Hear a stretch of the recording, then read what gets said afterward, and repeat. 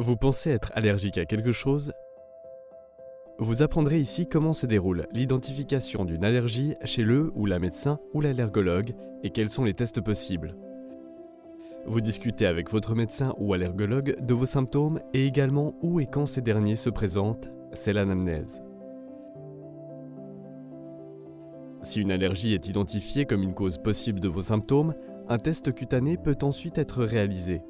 Différentes solutions contenant des allergènes sont déposées à l'aide d'une aiguille sur votre avant-bras.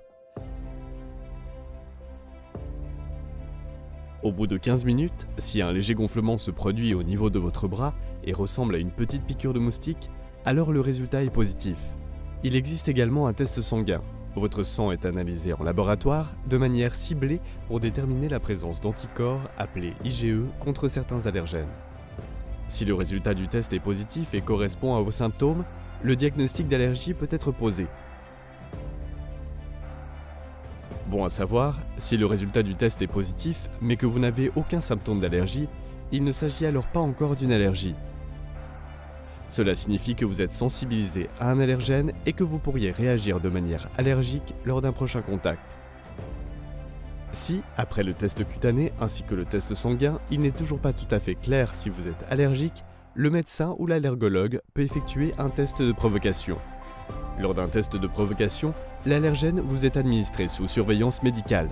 Vous recevez par exemple des gouttes contenant des allergènes d'acariens directement dans le nez ou ingérez une très petite quantité d'allergènes. Si des troubles apparaissent, alors le test est positif. Afin de diagnostiquer une allergie de contact, le ou la médecin fixe un sparadrap sur votre dos et évalue la réaction. En langage médical, on appelle cela un test épicutané. Vous porterez ainsi un sparadrap avec différents compartiments pour 1 ou 2 jours. Dans chaque compartiment se trouve un allergène différent. Vous savez à présent si vous êtes allergique et à quel allergène. Sur cette base, vous pouvez parler du traitement avec votre médecin ou allergologue. Au-delà des médicaments, il est important de connaître les mesures afin de réduire au minimum le contact avec les allergènes.